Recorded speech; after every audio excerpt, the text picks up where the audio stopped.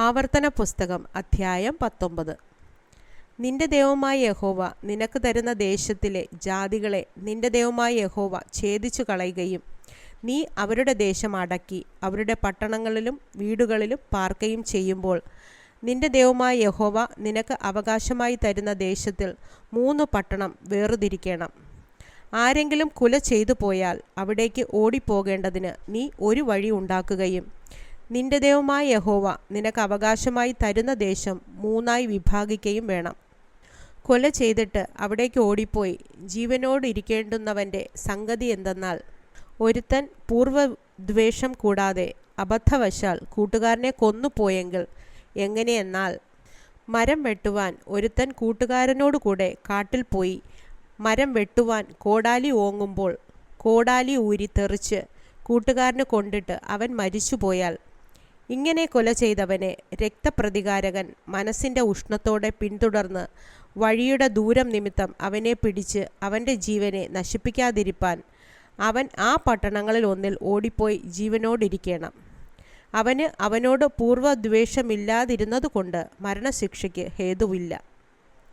അതുകൊണ്ട് 3 പട്ടണം വേർതിരിക്കണമെന്ന് ഞാൻ നിന്നോട് ആജ്ഞാപിക്കുന്നു.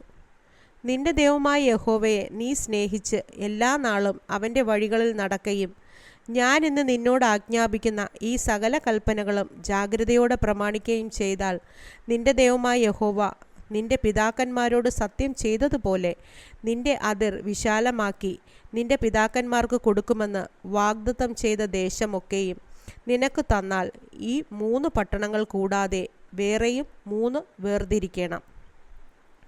നിന്റെ ദൈവമായ യഹോവ നിനക്ക് അവകാശമായി തരുന്ന ദേശത്ത് കുറ്റമില്ലാത്ത രക്തം ചിന്നിയിട്ട് നിന്റെ മേൽ രക്തപാതകം ഉണ്ടാകരുത്. എന്നാൽ ഒരുത്തൻ കൂട്ടുകാരനെ ദ്വേഷിച്ച് തരം നോക്കി അവനോട് കയർത്ത് അവനെ അടിച്ചു കൊന്നിട്ട് ഈ പട്ടണങ്ങളിൽ ഒന്നിൽ ഓടിപ്പോയാൽ, അവൻ്റെ പട്ടണത്തിലെ മൂപ്പന്മാർ ആളയച്ച് അവനെ അവിടെ നിന്ന് വരുത്തി അവനെ കൊല്ലേണ്ടതിന് രക്തപ്രതികാരകൻ്റെ കയ്യിൽ ഏൽപ്പിക്കണം. നിനക്ക് അവനോട് കനിവ് തോന്നരുത്. നിനക്ക് നന്മ വരുവാനായി കുറ്റമില്ലാത്ത രക്തം ചൊരിഞ്ഞ പാതകം ഇസ്രായേലിൽ നിന്ന് നീക്കിക്കളയണം. നിന്റെ ദൈവമായ യഹോവ നിനക്ക് അവകാശമായി തരുന്ന ദേശത്ത് നീ കൈവശമാക്കുവാനിരിക്കുന്ന നിന്റെ അവകാശത്തിൽ പൂർവന്മാർ വെച്ചിരിക്കുന്നതായ കൂട്ടുകാരൻ്റെ അതിർ നീക്കരുത്. മനുഷ്യൻ ചെയ്യുന്ന യാതൊരു അകൃത്യത്തിനോ പാപത്തിനോ അവൻ്റെ നേരെ ഏകസാക്ഷി നിൽക്കരുത്. 2 or 3 സാക്ഷികളുടെ വാമൊഴിമേൽ കാര്യം ഉറപ്പാക്കണം.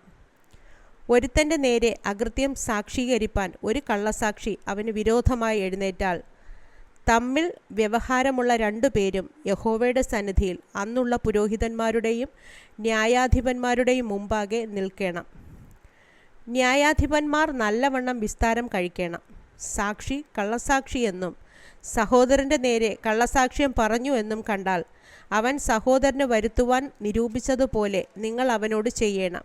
ഇങ്ങനെ നിങ്ങളുടെ ഇടയിൽ നിന്ന് ദോഷം നീക്കിക്കളയണം.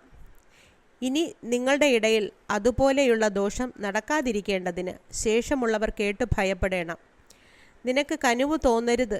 ജീവനു പകരം ജീവൻ, കണ്ണിനു പകരം കണ്ണ്, പല്ലിനു പകരം പല്ല്, കൈക്കു പകരം കൈ, കാലിനു പകരം കാൽ.